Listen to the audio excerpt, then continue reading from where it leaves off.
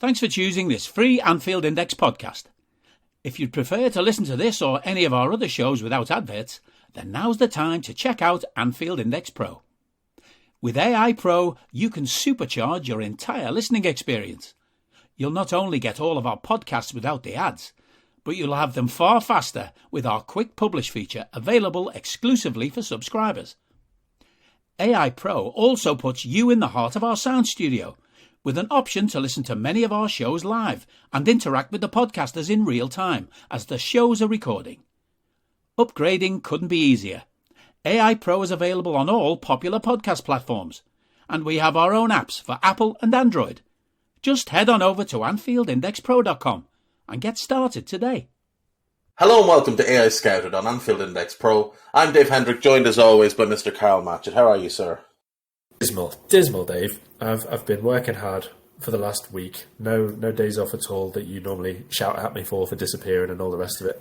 And then today I'm off and I'm not feeling very well. So what's that about? That's not ideal at all. That's all them holidays you've had this year just catching up on you, you see. You're not used to being in the UK for so long. That's my guess anyway.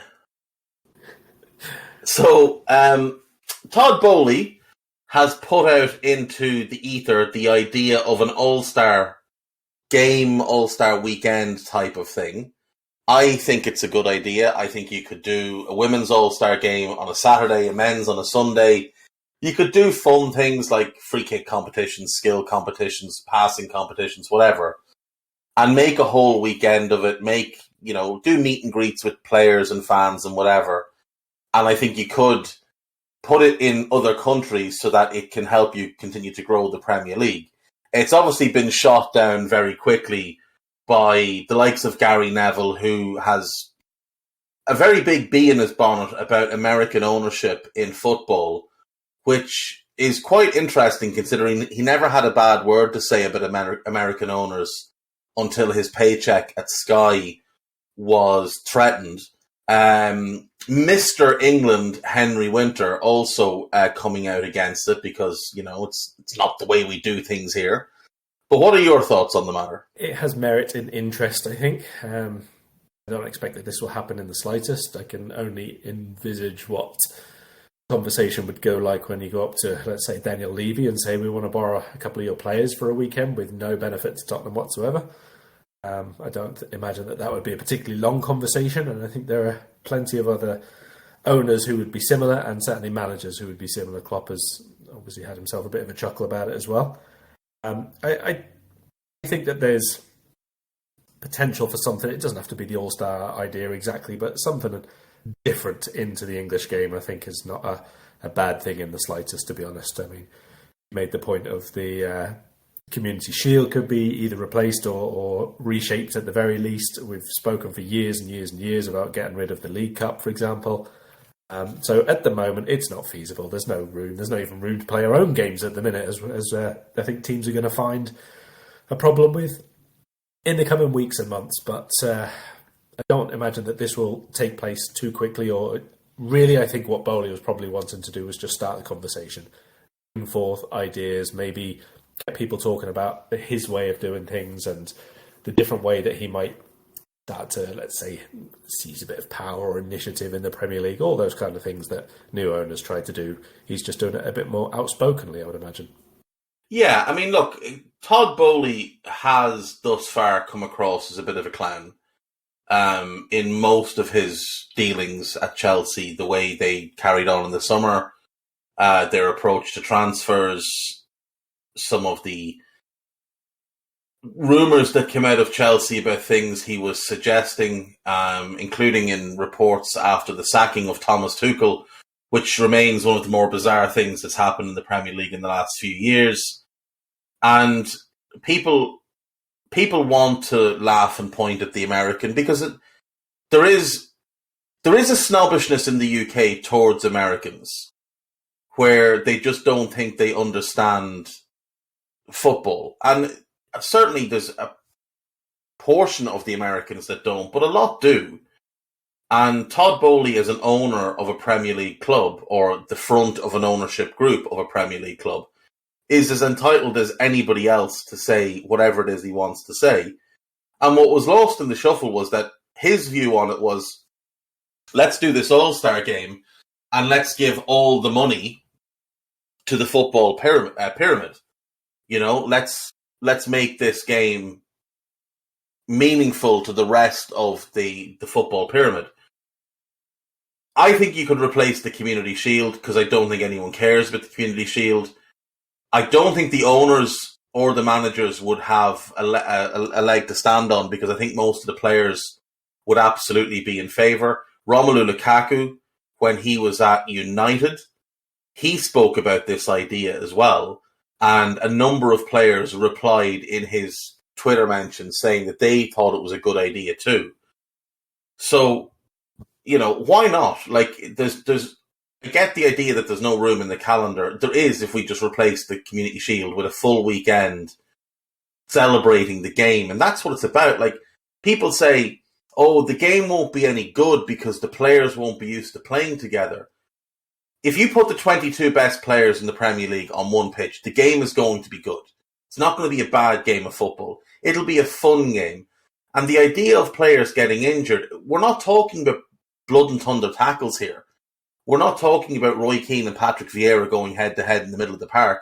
We're talking about a game played as an exhibition where you'll get players trying crazy tricks and dribbles and passes and stuff and just showing the length and breadth of their talent. That's what it's about. You watch an NBA All-Star game, no one plays any defense. No one bothers with it. Until maybe the last 2-3 minutes of the game, it's a free-for-all.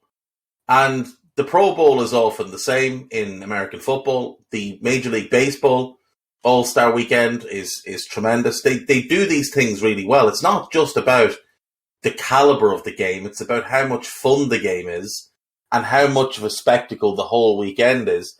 All those players coming together.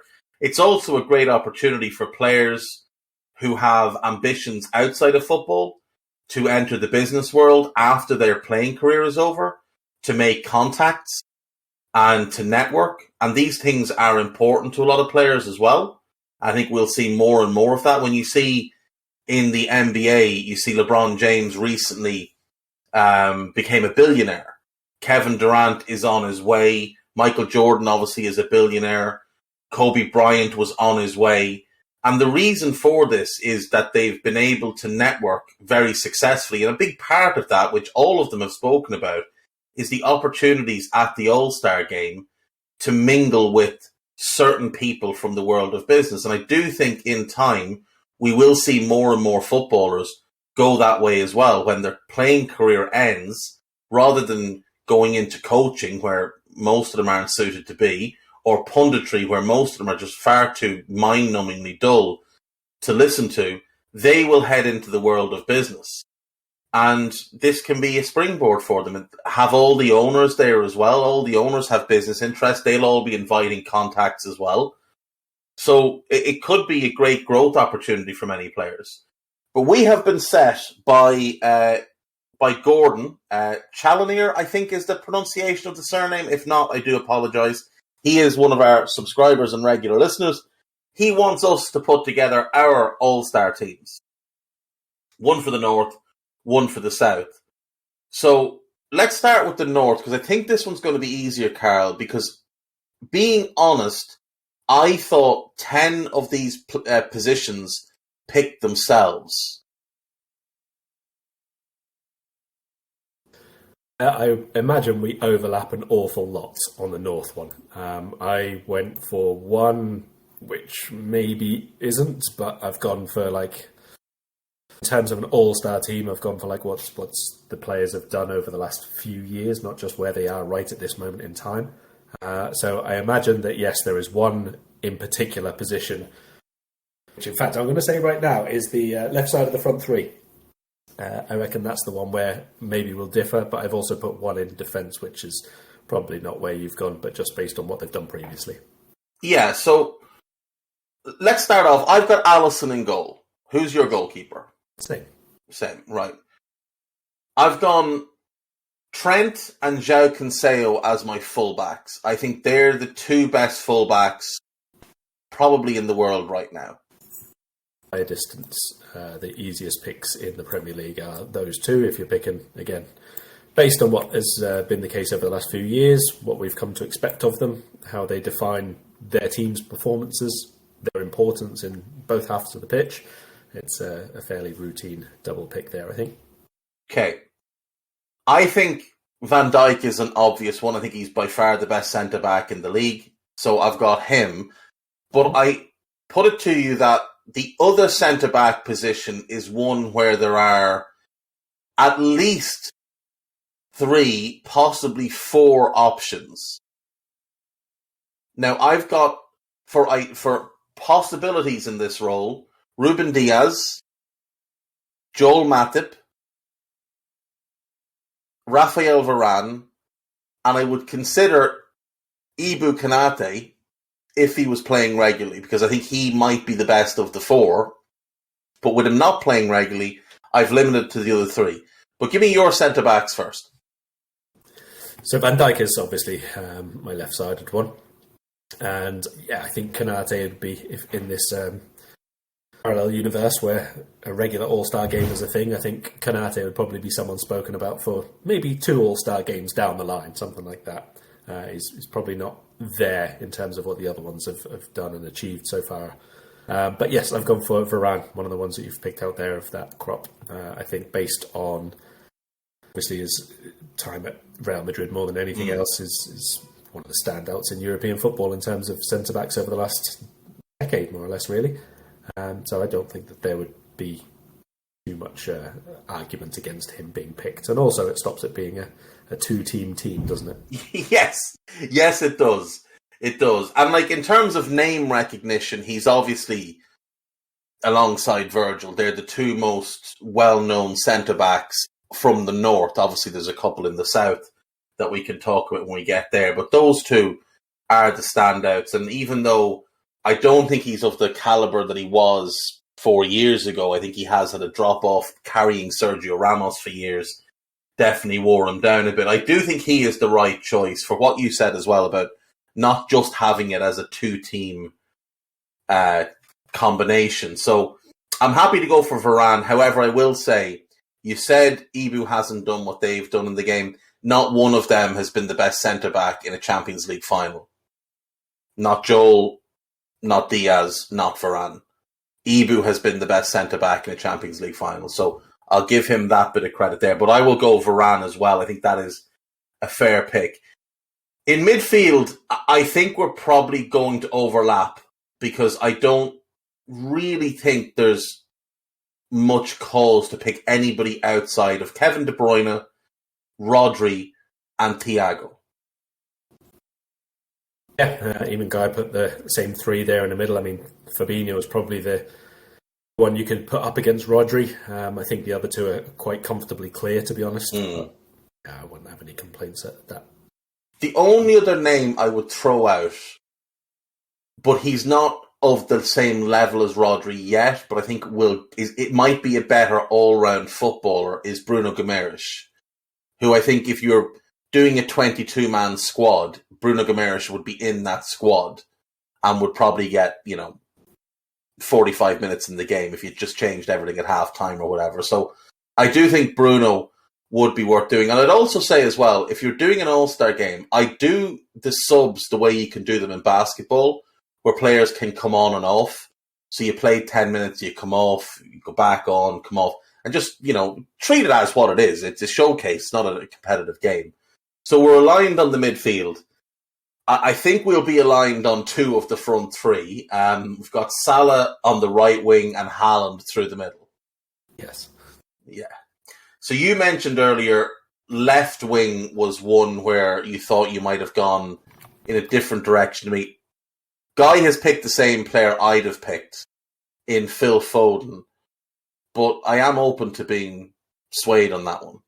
Well, I've actually got Foden as well. I thought that might be the one where we differed a little bit, because I do think there are different options there. Obviously, Diaz is one of them, and yeah, I suppose people like Sancho as well. If we look at his time in Dortmund, certainly he can be another option there. But by and large, and there would certainly be people that would push for Jack Grealish, even though I don't think he's as good as Foden. He's certainly a star name, and he's certainly the type of player whose game is well suited to an all-star game type showcase. So, I'm not a big fan, but I do see the merits in a Jack Grealish in an all-star type setting. The one other name I would put, which would definitely be included if it was been done this year, but certainly for the first all-star game anyway, for that left-hand side, you'd probably say Cristiano Ronaldo. Yeah, if it was put to a fan vote, he would be the leading vote getter because his weird stands would vote en masse for him. Name recognition, you would have to include him in the squad regardless, just for name recognition, because he will automatically bring a big viewing audience because that's just the power of his brand.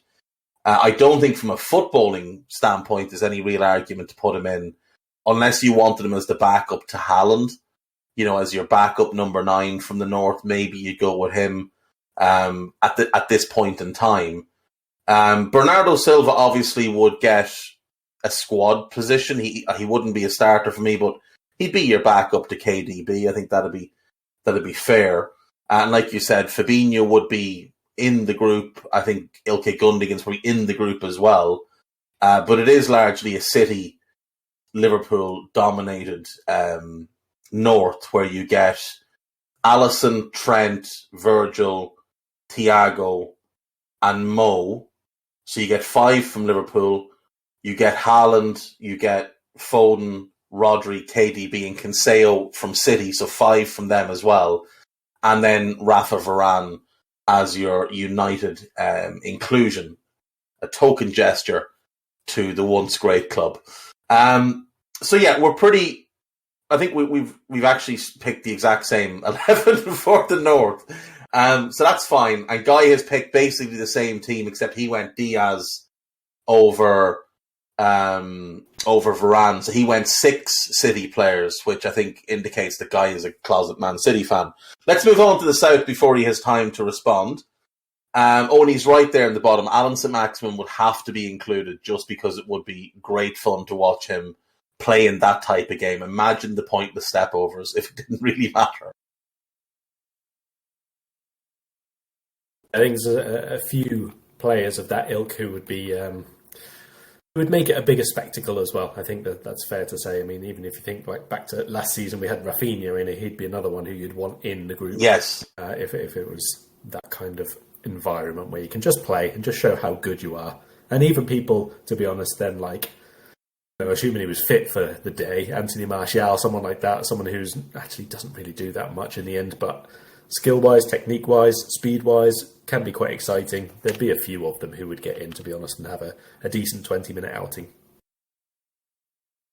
Yeah, I think so. I mean, you could pick 33 players. Yeah, you'd go for the squad, I'd say. And play it and just make it a proper showcase. And I think the more players you include, the more likely the players are to buy in, because it's a big opportunity for all of them and an acknowledgement of their standing. Let's do the South, and I think we will have some differences here. I think, because I don't think it's as clear in the South, and there's probably a couple more clubs, because there's not really a standout team in the South the way there's a Liverpool and a City. There's kind of in the South you've got Arsenal, Chelsea, Spurs, and West Ham maybe, and they're probably 4 of the 5 teams that come after the top 2, with United being the other one. So I'll let you start. Who's your goalkeeper? So along the same lines as what I was saying before of what they've done and their standing in the game and overall, I've actually gone for Hugo Lloris. I think World Cup winning captain is a pretty good one to have as a starting point. Yeah, I think that's a good shout, and I think his style of play is certainly suited because he's a good distributor from the back, and like you said, he is the biggest name of any of the Southern goalkeepers. I've gone Mendy because I think he's probably the best, though I'm not a big Mendy fan. I think he is quite error prone. But I looked around, couldn't really find a goalkeeper that I really liked. Areola was probably the closest one, but given he's not first choice at West Ham, I was kind of hesitant to put him in. Yeah, there's a lot of, if we're being kind, we'd say potential, and if we're being truthful, we'd say average goalkeepers in this half of the country, I think. And you mentioned beforehand there was a fan vote, apparently, which picked Aaron Ramsdale at the top. Good. Yeah, I mean, good. Absolute nonsense. If you want your Southern team to get walloped, you pick Aaron Ramsdale. Right, what formation have you gone for your Southern team? 4-2-3-1, more or less. There's a good point by Guy. If you were to just draw a line across the country to separate north and south, Aston Villa might fall into the south. If you did the 10 most northerly teams, 10... No, I don't know. But you could flex it to try and get Emi Martinez as the Southern goalkeeper. But we'll just stick with what we've got. You've got Lloris, I've got Mendy. And sorry, what shape did you say you've put in? 4-2-3-1, pretty much. 4-2-3-1. Who are your fullbacks then? A Chelsea duo at the moment, actually. Reece James is in, and you can take your pick of the other one on the other side, because I changed it about 3 times. Ended up on Kukurea before we started, and I don't care if you change it. No, I've got the same too. I think they're comfortably the 2 best. I really like Tomiyasu. I really like Kieran Tierney, but I do think they're the 2 best fullbacks. What about centre-back then? Because there's a few candidates here. I think Romero's an automatic, I will say that, and I think you'll probably have him because you're even a bigger fan than I am. So have you got Romero +1, and who is the 1? I do, and it's Koulibaly. I think going back to what we've said about the names and what they've done and all the rest of it, and who you would have in an extended squad, Thiago Silva would definitely be in. He's played for biggest sides and captain Brazil and all the rest of it, but the star quality and performances over the last few years, I don't think you would ignore Koulibaly at all. No, I wouldn't really be giving all that much consideration to Thiago Silva just based on performance.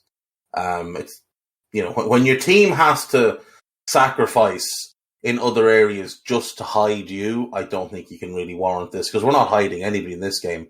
You're going to get left defending massive open spaces, and it would end up being quite embarrassing watching him trying to deal with Haaland one-on-one. So yeah, I would say Koulibaly is the second one. So we've got the same defence then. We've got James, Romero, Koulibaly and Cucurella. In midfield then, you've gone for a double pivot. Who are your double pivot?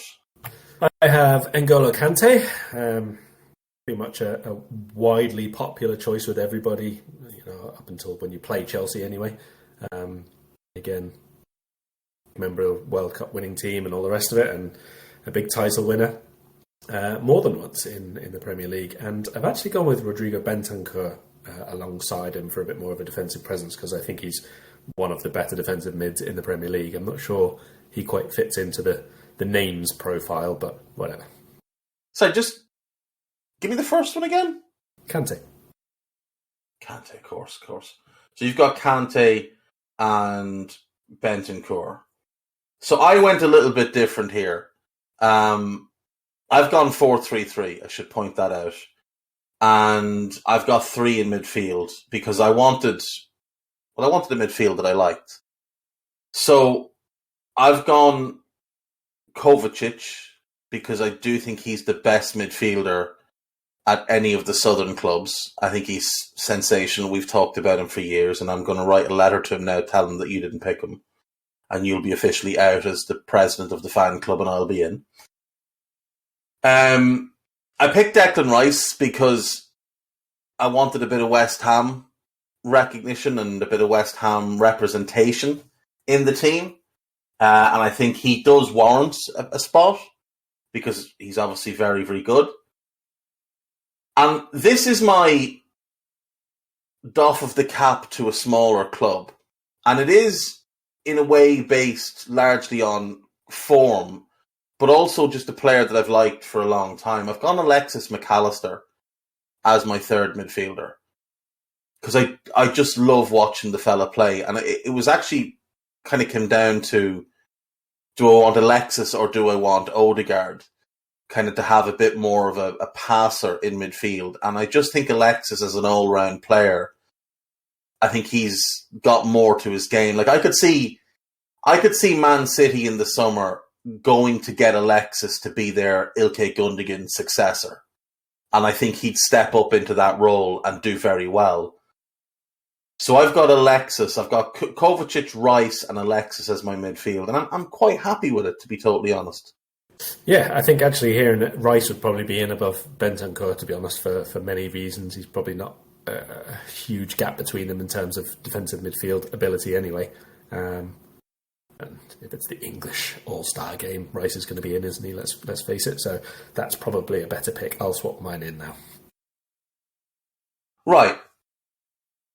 So that leaves us with an attack. You've got 4 attackers, a 3 and a 1. I've got 3. I'm assuming Harry Kane is your number 9. He is my number 9. I've cheated and put him as my 10. Oh! Quite the curveball. Yeah. That's the only reason Kovacic isn't in. So there you go. So you've got Kane as your 10. I'm completely baffled as to who your 9's going to be. It's the title winner and favourite of the month, Gabriel Jesus. Okay. I can see it. I think he's obviously a very enjoyable player to watch. I wouldn't include him on the basis that I'm always worried he's going to burst out crying because he has that perma-cry face, and that would just spoil the whole mood of the weekend. Yeah, he's a bit like Robert Pires in that way, isn't he? Yeah. Always had a face which is on the verge of being in tears. Yeah, absolutely. Like whenever Robert Pires was actually injured, you didn't know he was actually injured because he just looked equally as sad as he had 5 minutes previously. Right, so wingers then. I've gone Raheem Sterling and I've gone Heung-min Son. And I've gone Son and Bukayo Saka. Yeah, Saka. I'm tempted to put Saka at left back in mine because I do want him in the team. I love watching Bukayo Saka play, and as you've pointed out before, like if we could get our hands on him, his versatility alone would be incredible to add to the squad. I'm actually going to drop Cucurella out and I'm going to put Bukayo Saka at right back. So I'll go Reece James right back and Saka left back. And but I want Sterling and Son. I do want Sterling and Son. I think Raheem has had probably a couple of 2 down years, but they were still good. But I think before that you could make a real argument for like 3-4 years he was one of the best players in the league. He was Footballer of the Year one of the years, though he didn't deserve it. It was the year Virgil won the other one, and Virgil should have had a clean sweep. But I thought Raheem, for probably 2 to 3 years, was a top 5 player in the league. And I think he warrants being in it. And also, like, he is a big name. Though, I will point out to the organisation that once employed both of us, Bleacher Report, stop lying that Raheem Sterling is the first English player to score for 3 English clubs in the Champions League. He did not score for Liverpool in the Champions League.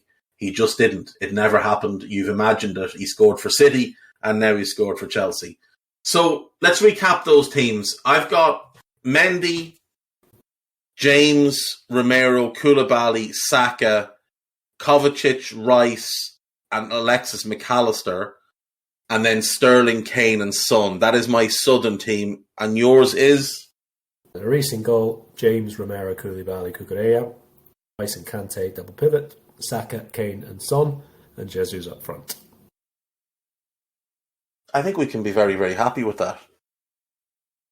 Game. I think we can be happy. Right, so the next question then is, who are the managers? Because one of the things you do in an All-Star game is you pick 2 coaches. Normally they're picked by who has the best record in the Eastern Conference and the Western Conference.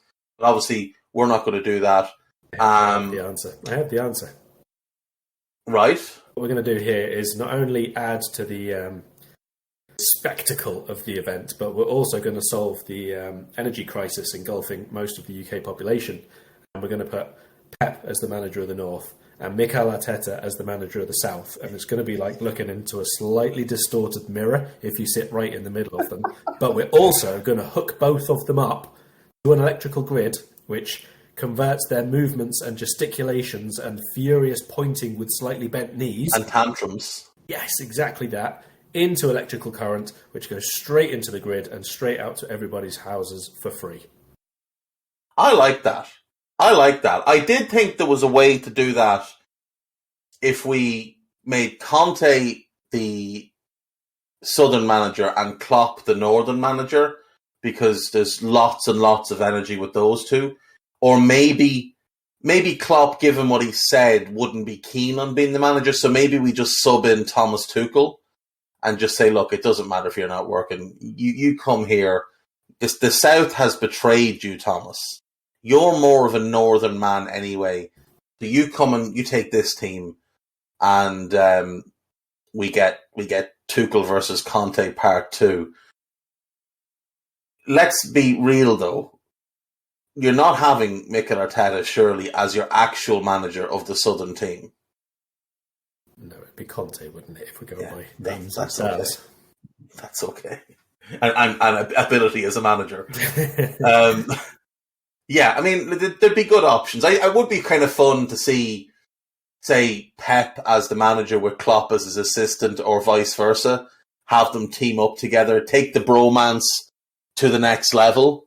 I'm not sure we get much of the same type of harmony in the South, though. Graham Potter might be a subservient enough sort of number 2 for someone. That's not a bad shout. Graham Potter to Conte, I think, would work. I don't think Graham Potter to Arteta would work, because Graham Potter's a better manager than Arteta. Would also probably be Graham Potter's biggest match at the moment in his career. So there's that. Yes.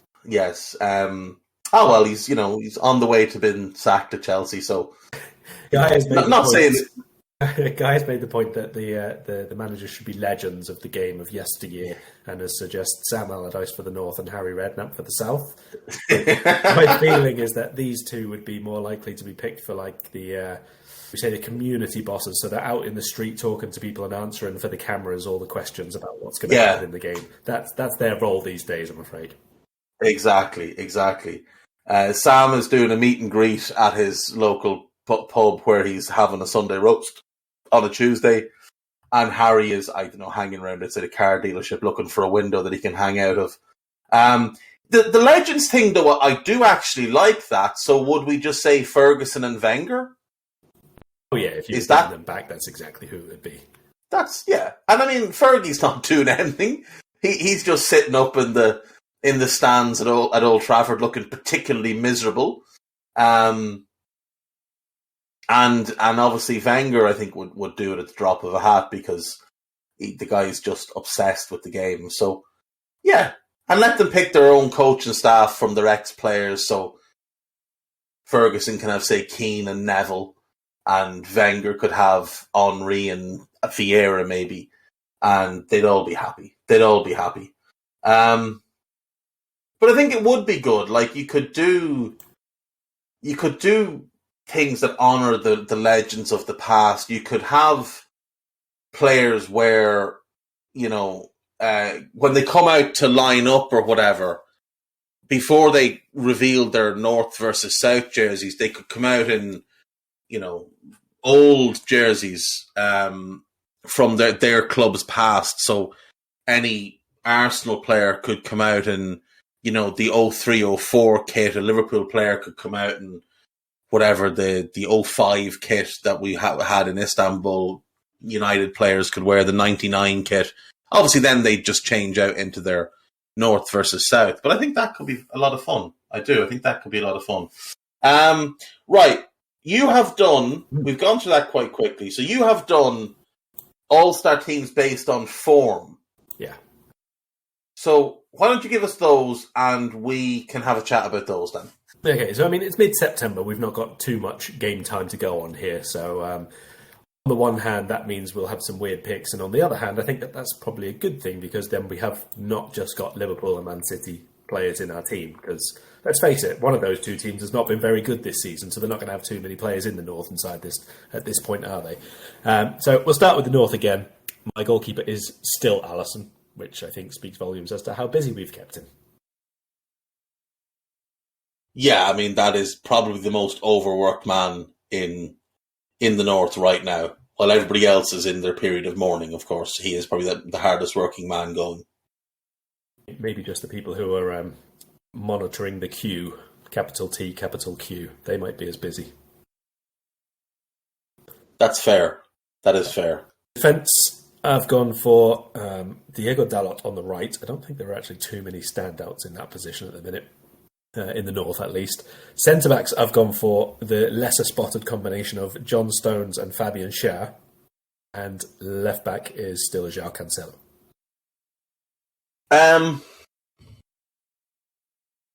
Oh, that's interesting. I would agree on Dalot and Cancelo. Although I think Kieran Trippier's maybe worth a mention because he has been quite good. Yeah, Trippier. I would have to rule John Stones out from my team. You're more than welcome to have him in yours. When you see a defender look as completely turned inside out as he did against Newcastle, I have a hard time with that. But he was particularly twisted on that occasion. I don't think Diaz has been any good this year. I mean, he's been okay in a couple of games, but he's been actively bad in a couple of them as well. Yeah, I agree with that. I think he has looked... Diaz is a funny one, because obviously he came into the league in the first season, was bizarrely picked as Footballer of the Year, and you had people making Van Dijk comparisons. But at the same time, I thought he looked not average, but not great last season. I thought he had a lot of shaky moments. I thought teams figured out that he has some weaknesses on the turn. And this season, I do think he's been flat out poor in multiple games. I would point to that Newcastle game, and I would also point to the Crystal Palace game, in which both him and Stones in the first half were awful. But yeah, I mean, I can see the point.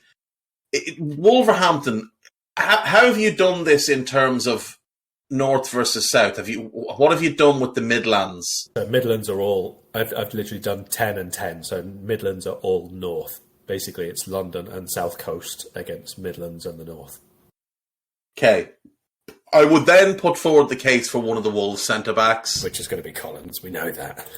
Yeah, it's going to be Nathan Collins. He's the finest young man the country has seen. A tremendous fella. No, to be fair though, Max Kilman, I think he's really good. And I don't understand how Tyrone Mings has been getting called up to the England squad for the last 18 months, while Max Kilman has been considerably better. If you want a left-footed centre-back, Max Kilman is clearly the one to go for if you're the England manager. But yeah, I'm going to go Collins, and I will accept Fabian Schär in large part because that fella can score himself a worldie just whenever he feels like it. Right, what have you got in midfield for me then? Right, I have got a real charity feel game to my midfield. I've basically got one attacker and two, this season at least, workhorses. In a previous year, this might be number 10 and number 9 and Kevin De Bruyne as a midfielder, but they're a bit different this year. So De Bruyne's in there, obviously. I've got Everton's own Alex Iwobi, and I've got Joe Linton, another Newcastle face. Joe Linton's arc, the career arc from moving from one of the biggest flops in Premier League history to, Jesus, he's a really good midfielder. It's so bizarre. But he's a really good midfielder. Yeah. Like, you would take him at Liverpool as our right-sided 8. He's been excellent since Eddie Howe made the move. And I'm absolutely on board with getting him in. And I have to say, Alex Iwobi has been really impressive for Everton since Lampard dropped him back into almost that holding midfield role. And I don't know how long it can last. Like, I don't know if this is a move that's going to work in 6 months. But, geez, it has worked really well. And I also think Tom Davies has done really well this season for them. I think he's been very impressive. I would probably push for Guimaraes over Iwobi, but I don't have any complaints with Iwobi. I do think he's been really good. The only reason I haven't picked Guimaraes is because of injury. He's only played 3 games really, I think. So yeah, and to be fair, if you're picking players who've barely played, you probably just pick Thiago because Liverpool just look like a much better team with him. Though he's only played 45 minutes or 50 minutes in the league. Yeah, so I've not. God, the difference. Not on the people who haven't been doing the footballs. So yeah, I'm That's happy fair. with my absolute nonsense 3 pick there. What have you got up front? Up front, I mean, it's not going to be a surprise who's at centre forward, is it? Let's be honest. No. Erling does indeed remain in the team with his average scoring rate of 1 every 82 seconds or whatever it is now. On the right-hand side, I've got myself a lovely left-footer who started the season really well and is now injured, but he's played enough for this. It's Rodrigo from Leeds. He had a really, really good start for them as a 9 and just off the 9 as well. I'm not really sure how long he's out for, but it doesn't sound like it's going to be a quick one anyway. And on the left-hand side, I've gone for Luis Diaz. I think he's one of the few of ours who can point to having had a pretty decent start. I don't think Foden's been in top form yet. I don't think any of United's wide forwards have been in very good form yet. I think Rashford's been their best attacker, but he's been sporadic. I think he's been improved from him, but not enough to be anywhere near the top level of this. And in general, the 10 northern sides, as I said, Midlands and above, have not been sensational yet. There's been some good bits, but they've not been sensational. No, I mean, when you look at the bottom half of the league, you've got Newcastle, Wolves, Everton, Aston Villa, Nottingham Forest, and Leicester, all in the bottom half. So 6 teams compared to only 4 from the south. I don't know that I can actually make an argument against that 3. Haaland there's no argument against. I think Diaz is absolutely warranting of a position. And you're right. I mean, none of the United attackers, because they're playing Ollie ball, none of them have really been able to stand out. Fernandes has looked much better since Cristiano got dropped, but he's a midfielder rather than an attacker. No one else at Liverpool warrants inclusion. St. Maxim's had, I would say, 2 good games and a couple of ropey ones, and he's injured. None of the Wolves attackers would stand out. I mean, Neto's been hit and miss. Everton don't play with attackers. Aston Villa, it's quite tough to watch. And there's nobody at Forest or at Leicester that's warranting a spot. So, yeah, I mean, Rodrigo, his teammate Aronson has probably been another who's done really well. But he is obviously playing more as a 10 than sort of an attacker. So, yeah, I mean, happy enough to go with that front 3. This is going to be more interesting for me, though. What is your Southern 11? Yes, this was a much more difficult one to do. I have actually kept Hugo Lloris in goal from my all-star ones rather than form. So he is still in nets. I don't think that there's been loads who have been particularly consistent. Robert Sanchez is obviously there in terms of position and goals conceded, but again, I think there have been a few flappy moments from him in particular. Well, the howler at Old Trafford was particularly bad. He's being extremely well protected by a very, very good defence up till now as well. So we'll see how that goes, because obviously Brighton are now a really interesting team to watch. I did have a quick look at their fixtures earlier on, and I can't help but feel that Graham Potter might have got out at an absolutely optimal time. And that obviously 2 matches postponed for them now, and then they face Liverpool, Spurs, Brentford and Forest, which is fine, and then Man City, and then Chelsea, and then Wolves, and then Arsenal. That is a really, really tough run. So fair play, Mr. Potter. Timing might well be exceptional there. Can I ask you on Brighton, have you watched much of Lens in the last 2 years in France? Not oodles, no. Because Frank Heiss, the manager, he is apparently now the bookies' favourite to get the Brighton job. And I've seen a bunch of people getting quite excited about this idea that this guy who plays a 3-4-1-2 or a 3-4-3 comes in. He's someone that I have seen people tout before as a potential successor to Gasperini at Atalanta if he ever decides to move on. So he's apparently one of the people strongly being considered. De Zerbi is another, and the fella from Bodo Glimt, Kjetil Knudsen. Those are apparently their top 3 picks. And I'm curious about this guy. Now, I watched a bit of Lens, not the season gone, the season before for Loic Bade. I watched a bit last year, obviously, for Doucouré. He'd be an interesting name because I don't think a lot of people know him. He's 51. He's only been a manager of a first team, really, at a high level for the last 2 years. Before that, he was the B team manager at Lens for 3 years. Before that, he was an assistant at Lorient, and then he was with their B team. And the last time he was a manager of a team was Union Sportif Tianjin, who, to my knowledge, play in like the 3rd or 4th division in France. At the moment, they're in the 5th division in France. I think they were a little bit higher when he was there. He's just the name going round at the minute. So I was just curious if you knew much about him. But anyway, sorry, I've disrupted your line of thought.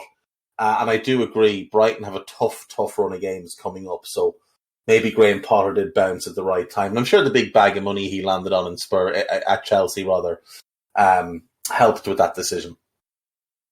Questionably, and I absolutely think it's the right call for him to have made, by the way. Fixtures irrespective, I do think that that's a good time and a good place for him to go. Do you think that's the right move for him, though? Well, no, I mean, we've briefly spoken about this. I think maybe just myself and Guy on the last podcast. It very, very much depends on what Chelsea do in terms of they've got to give him an opportunity to adapt to being a big club manager. That's one thing that's not really spoken about, but think back to Brendan Rodgers, like when we brought him in, and there was all the idea, and everything was fine, and we were working towards it and all that. But it took him a bit of time, and this happens with loads and loads of other managers who take their first big one, where you have to change and adapt your in-game substitutions, for example, when and who and what kind of impact they're going to make, to being at a club which are not just okay with winning once every 3 games or twice every 4 games. Every single match is an opportunity to take 3 points, and that's really, really big mental adjustment as much as anything else. You can work to your longer term plan and all the rest of it, but at the same time, you have to be aware that people are now expecting you to make decisions to win every single week, and that will take him a bit of time, and they've got to let him take that time, because you can't just expect that he's suddenly going to be on board with everything that needs to be done when he hasn't had that experience yet himself. So that's the thing. Like, he finished 10th with Brighton last year, and that was obviously a great achievement for the club. He finished 9th. But it is worth remembering that they did go 3 months without a win at one point. And they also lost 6 in a row at another point in the season and went 7 without a victory. And if either of those things happen at Chelsea, he will be fired. So you're right, he is going to have to adapt his mentality to that every game is must win. But like when Rodgers came to Liverpool, he had this philosophy and this idea of how he was going to play.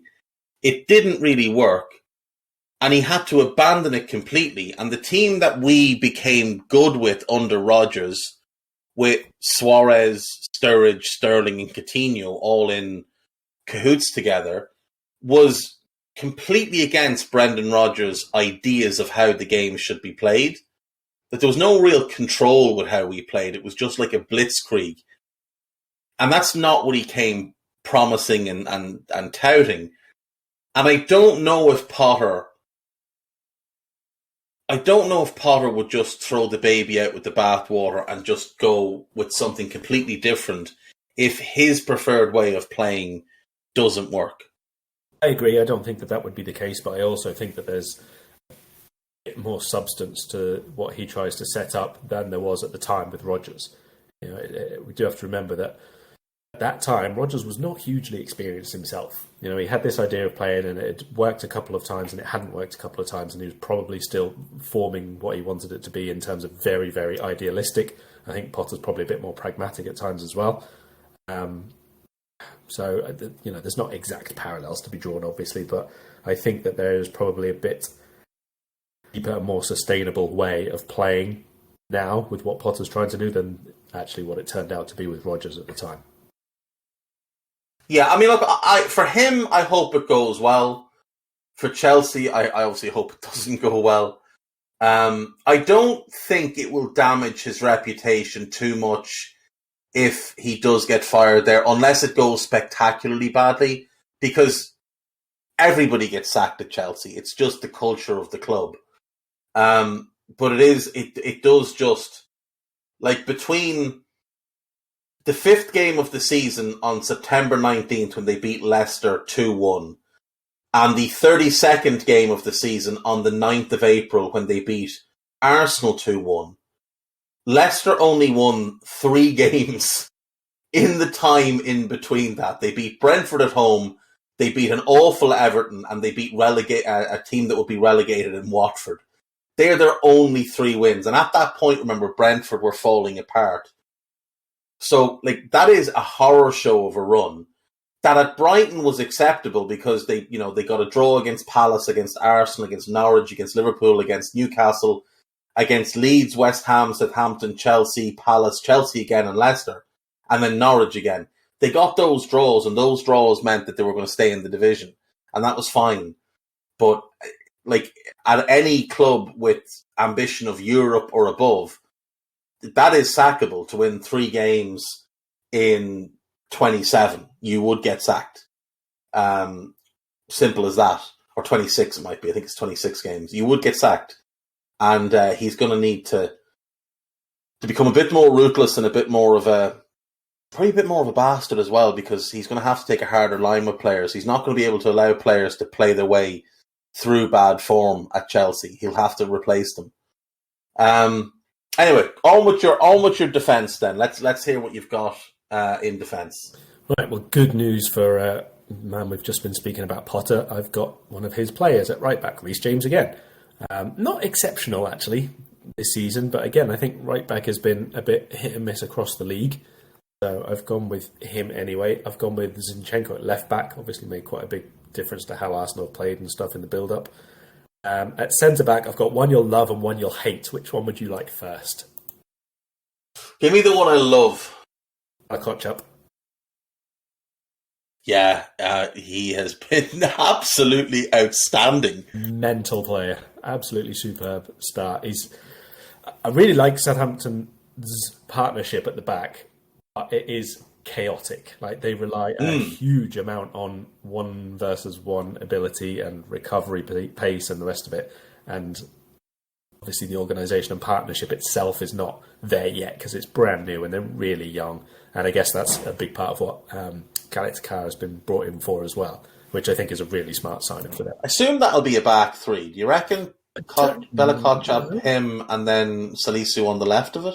Maybe, but then you sort of take away one of the forwards because you're still going to keep the double pivot in midfield then. So I wonder whether there's just going to be a third one to come in and out for either one whenever they need a bit more, I don't know, old head, aggression, aerial ability, that kind of thing. All the stuff that Karl's pretty good at, to be fair. I think he's a really good signing for them. He is a really good signing. It's a shame he was their backup target. Maxence Lacroix was the top target. If they'd gotten him, if they'd had Bella Kochap, Lacroix and Salisu, I might have moved to Southampton and bought a season ticket just to watch those 3 play together. Give me the one I'm going to hate. I'm very sorry in advance, but middle of a back three in doing all the repellings. I think I've only seen him have one fairly poor game so far this season, Eric Dyer. Oh, Karl. Guy, can you draft a letter there to Eddie and tell him I resign? And won't be appearing on these podcasts anymore. Oh, yeah, no, to be fair, he has actually played fairly well.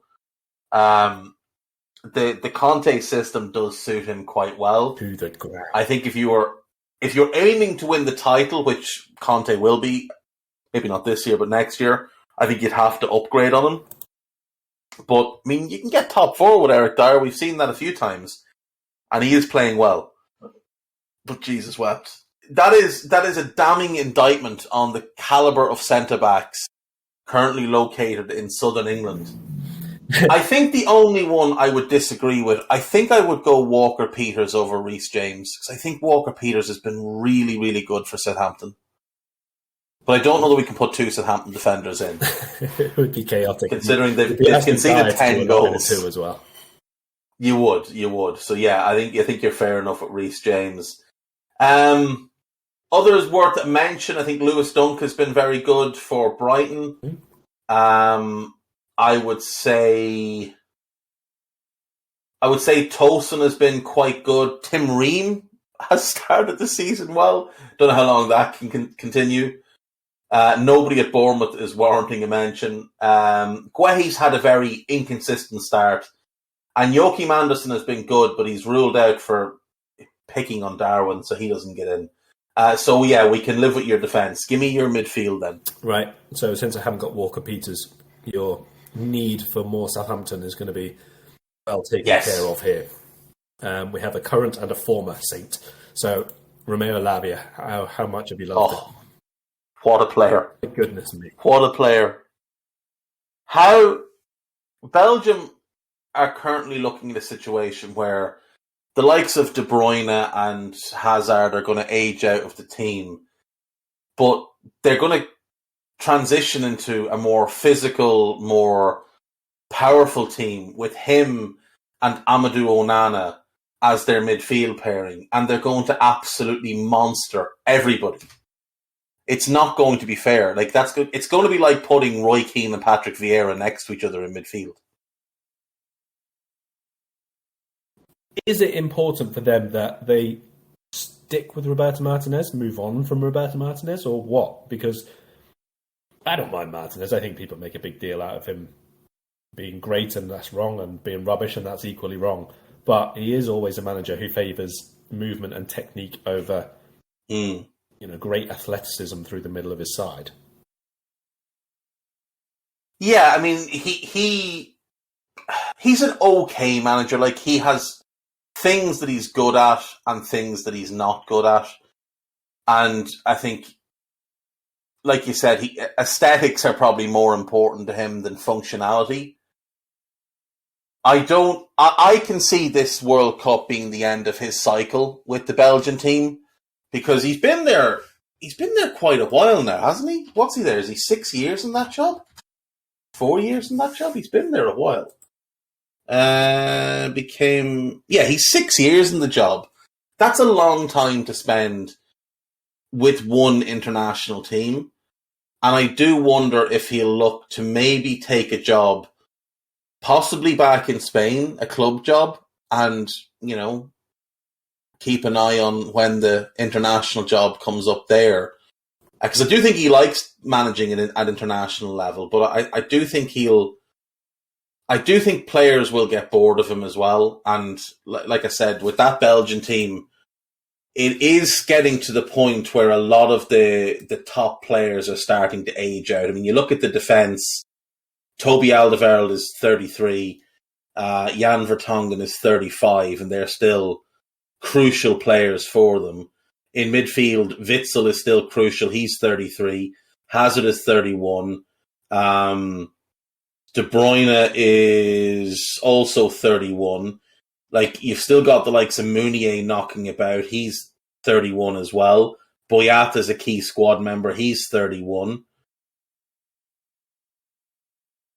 And then up front, like Dries Mertens is 35, Lukaku's 29, Benteke's 31. The squad is aging out, and I don't know that he's going to want to...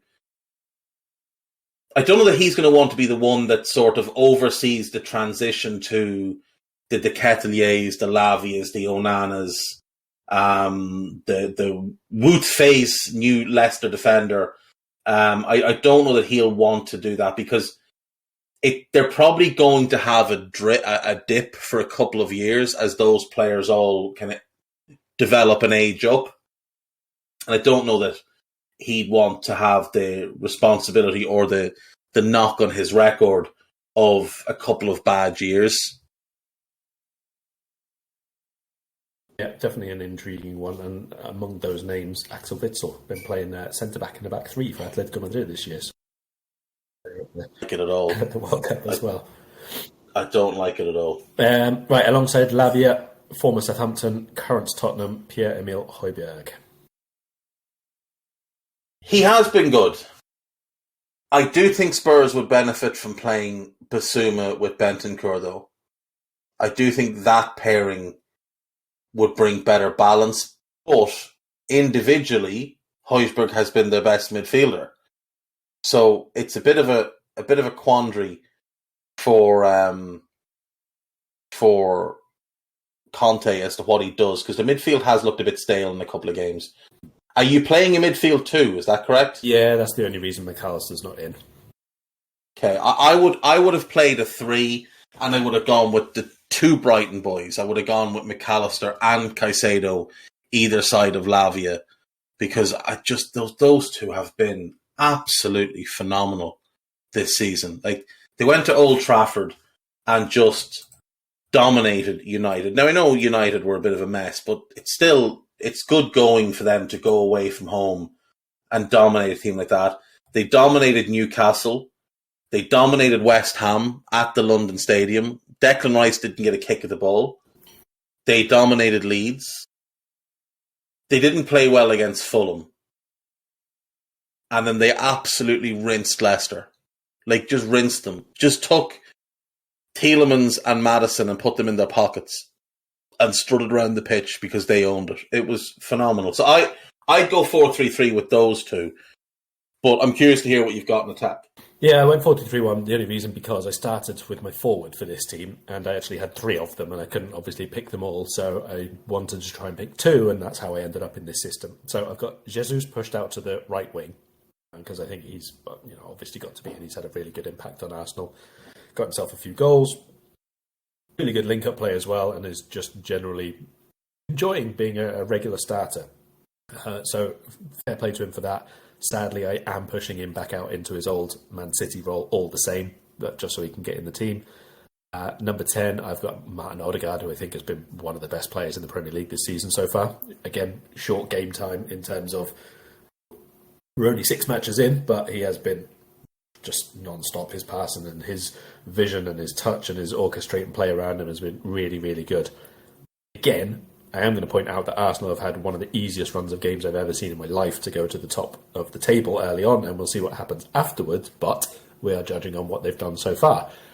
And the other one in the front 3, or the attacking midfield 3, is Pascal Gross. So Brighton do get one name in there.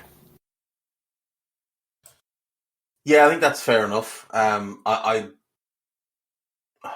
would have left Gross out, to be honest, and I'd go with the other 2. But Gross has been really good, and he's gotten big goals as well for Brighton. I agree with you on Odegaard. I think he has been really, really good. I thought when they went behind at Fulham, he was the one who stepped up and single-handedly dragged them back into that game. Gabriel Jesus has been good, without doubt. I think he's definitely benefited from the easy schedule. He's a funny player. When he was at City, he did a litany of interviews talking about how he wasn't a number 9, he was a wide forward, and he wanted to play as a wide forward. And then as soon as he went to Arsenal, he said, "No, I've always been a striker. I've always wanted to be a striker." So I don't think he knows what he is or what he wants to be. Who's your who's your striker then? So this was, I think, the hardest one to pick out of probably all the positions on both teams. You picked Danny Welbeck, I'm hanging on. It's not Welbeck. I initially started at the top of the league, obviously, as you do, and worked my way down, and it was Kane, and then it changed like 4 times because he's been nowhere near actually the best one. I ended up with Ivan Toney just ahead of Mitrovic in the end. Yes, I would say those are the 2 standouts, Toney and Mitrovic. And while Mitrovic has, I think, more goals, Toney's all-round play has been absolutely incredible this season.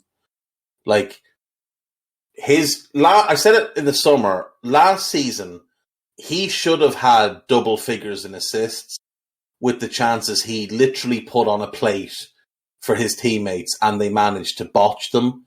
This season, they're starting to put them away a bit more often, but he is causing havoc for every defence he goes up against. Yeah, he's been unstoppable. Really, really good channel work, carrying the ball, link-up play, first touch. Everything just looks really, really clicking for him. And like you say, it does help that they're, I think Wisser in particular has been doing things which are not in the 88th and 89th minute, which was mainly his role last season, wasn't it? If he started, he was a bit ineffective. If he came on, he was a real live wire. So a bit of a change in shape is probably helping as well. Sometimes I think they've been a bit more direct, similar to how they played against Liverpool last season when they just first came up, which has not always been the case from them throughout their last year or so in the Premier League. In general, very, very impressive start. And yeah, I think Toney, like I say, just above Mitrovic based on all-round impact. Yeah, and like credit to Mitrovic, he has proven a lot of people wrong this season. He's been really, really good, and they both have been, I think, significantly better than Kane. I know Kane's got a couple of goals, but like he scored against Wolves, he was awful. He spent the entire game in Nathan Collins' pocket and didn't get a sniff. He got a chance for half a second, and he scored. So, like that's what you ask of your striker, but he wouldn't be in my team. A couple of others I think would warrant a mention. I think Wilf Zaha has been really, really good for Palace. I think he's playing with kind of a renewed vigour again this year. I think Andreas Pereira for Fulham has been pretty good too. Left back has been a funny position. You went with Zinchenko, and he has played well, but I think defensively he is quite the liability in that Arsenal team because he's been asked to cover a lot of ground. I think Rico Henry would warrant at least a mention. Leandro Trossard has been playing as a left wing back, which was quite the interesting tactical wrinkle from Potter at Brighton. But I think my second favourite positional change that I didn't expect and has worked after the Joelinton one last year. Moussa Djenepo, left wing back and now left back for Southampton. What are your thoughts on this? Because I know you like him as a player. Yeah, and he's just signed a new contract with them as well, so clearly he doesn't mind it too much. I thought he played really well when he was at left back, actually, as an out-and-out left back before. He was brilliant. Defensively, really tenacious. Obviously, positionally, there's going to be stuff to work on, but in terms of direct defensive work, he did really, really well. Very diligent about it. Impossible to beat 1v1. Yeah. Like. So that's obviously one to watch and see how that develops, and it might just be a case of it was filling in because obviously they've had a few injury absences and the rest of it. But to be fair, Southampton in general are coping better than I thought they might. I thought they might Southampton are just really young side. Same, but they're really fun, and like they're playing with a bit of freedom, a lot of tenacity. When we get into the dog days of the season and it's the slog of December, January, February, that's where it might hurt them that they are a very young team. But I mean, for now, they're more than holding their own. Like more than holding their own. They've been a little bit unlucky not to have more points because they've played some really good football and they have properly put it up to teams. Now, Spurs beat them 4-1, but they did go 1 up there. They fought back from 2-0 down to get a draw against Leeds. They came back from 1-0 down to beat Leicester, which was really impressive. I think they outplayed United and were very unlucky to lose that game. The Chelsea game, they more than deserved to win. They were really good and again came from behind. So all 7 of their points, they've come from behind, which I think is very, very impressive for a young team. And the Wolves game, I think a draw probably would have been the fair result in that one. So, like, they probably should have, I would say, 2 more points at least from the United and Wolves defeats, which would give them 9 for the season, which would actually jump them a couple of spots up in the table. It would jump them to, take away the goals conceded, -1. They'd be 9th. They're 12th. They'd be 9th, which it's not a huge difference, but, you know, from a mentality point of view, to be top half is a lot better to be bottom than to be bottom half. I do quite like your team. I do. And I think you're right on most of the shouts, to be fair. As I said, the midfield is the one area I'd probably differ. I'd probably leave Pascal Gross out. Play Odegaard from the right and Jesus from the left with Tony through the middle. And I'd put in the 2 Brighton boys in midfield. But, it's not something that I'd argue about because we're only 6 games into the season and obviously there's just different players popping up at different clubs and doing really, really well. This might be an interesting thing for us to revisit later in the year. Kind of do a form 11 on the season so far. So that might be something we can keep in our pocket for later in the year. But I think we've done a good job here. We were obviously very much aligned on most of our All-Star picks. Is there anything you want to touch on or plug before we finish up? No, we'll send this over to Todd and see if we can get ourselves a commission. That's a good idea. He's willing to pay. My sources tell me there's bags of money just falling all over the place at Chelsea. You live in London. Just drop round and follow him for half an hour or so. And I would say you'd probably end up picking up $1 million or 2 that'll just fall out of his arse. Right, we'll leave it there then. And we'll be back maybe early next week, maybe for 2 next week to fill the international break. Obviously no Liverpool games now for quite a while, which is both nice and not nice at the same time. But thanks for listening and we will see you next time. Bye-bye. We hope you enjoyed listening to this Anfield Index show. Please be sure to subscribe to our channel so future podcasts find their way to your device automatically. There's nothing quite like fan engagement, and we'd love to know what you think of anything discussed on this show. The best way to get in touch is over on our free Discord community, where both podcasters and listeners debate the hottest LFC topics 24/7. Sign up free now at AnfieldIndex.com/Discord. You won't regret it. You can also follow us on Twitter at Anfield Index and find us on Facebook by searching for Anfield Index. Oh, and before you go, we'd love it if you could leave us a 5-star review on your favourite podcast app. It only takes a couple of seconds, and it means the world to the people who create these free shows.